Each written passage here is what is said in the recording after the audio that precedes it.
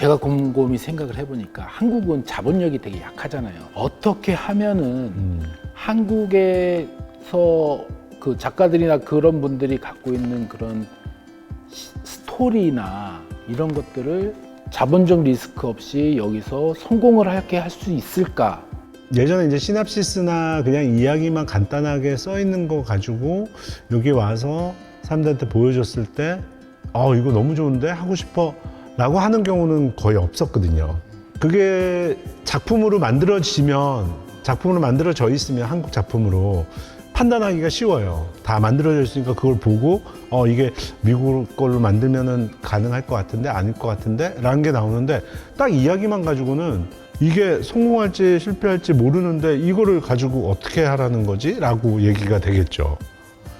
그러니까 어느 정도 성까지를 해서 주느냐에 따라서 다른데 그러면은 비용이 들어가는 거죠. 그렇죠. 근데 비용 없이 스토리만 가지고 그러면 사실 누구든지 스토리라는 거는 누구든지 만들어낼 수가 있잖아요.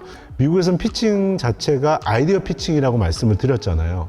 아이디어 피칭이라고 해서 나는 이런 아이디어가 있어 라고 끝나는 건 당연히 아니죠. 파일럿이라고 해서 일부 대본의 이야기에 대한 기본적인 줄거리가 들어가야 되고 그 안에 동시에 캐릭터들의 설명이 들어가야 되고 그리고 시즌 아크가 어떻게 되는지 시즌 2나 3이 4에 갔었을 때 어떻게 계속 연장성이 있을 건지에 대한 것들이 7장에서 11장 정도 대략 한 20분 정도 분량의 피칭 다큐멘터리를 정리를 해서 피칭을 대부분 하거든요. 요즘은 이제 플랫폼이나 그 스트리머들이나 이런 쪽에서 얘네들이 쉽게 살 수 있게 해주는 거를 원하다 보니까 이제 배우들을 붙이고 감독을 붙이고 이렇게 좀 유명한 사람들을 더 붙여서 패키징이라는 걸 해서 피칭을 하는 경우들이 이제 요즘은 더 많아졌고요. 센터장님 말씀하신 대로 그냥 스토리만 가지고 여기에 와서 준비를 해서 간다라는 게 그러면 어느 상황에서 비용을 발생시키느냐인 거죠. 여러 가지 사실은 걸리는 부분들이 많은 거죠. 그러면 그런 것들을 해소할 수 있는 게 있어야지 미국 작가도 붙을 수 있는 거죠.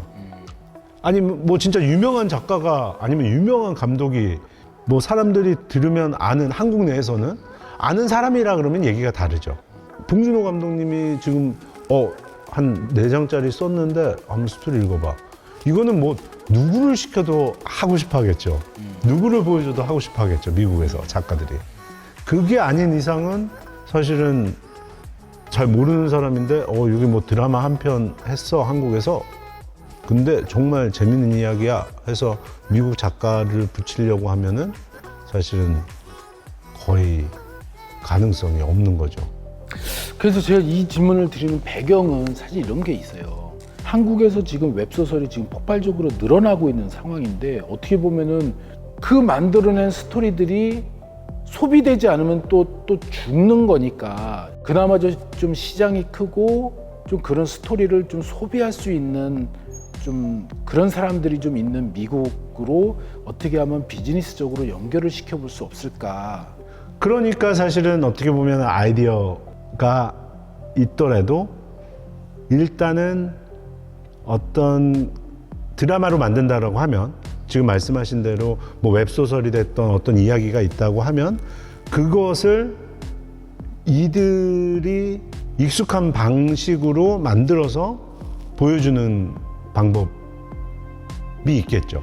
그 웹소설을 다 번역할 수는 없잖아요. 그렇죠. 전체를 다 번역할 수는. 네. 그래서 지금 말씀드린 대로 딱 미국의 피칭 방식으로 그 스토리를 피칭 방식으로 만드는 거를 작가와 함께 할 수 있는 거를 만들어서 그거를 올려놓는다든지 아니면 그런 사이트를 뭐 쿠카 사이트가 있으면 거기에 이제 딱 그거 분야만 나와서 계속 그 데이터베이스가 쌓이게 한다든지 뭐 그런 식의 생각은 해볼 수 있겠네요.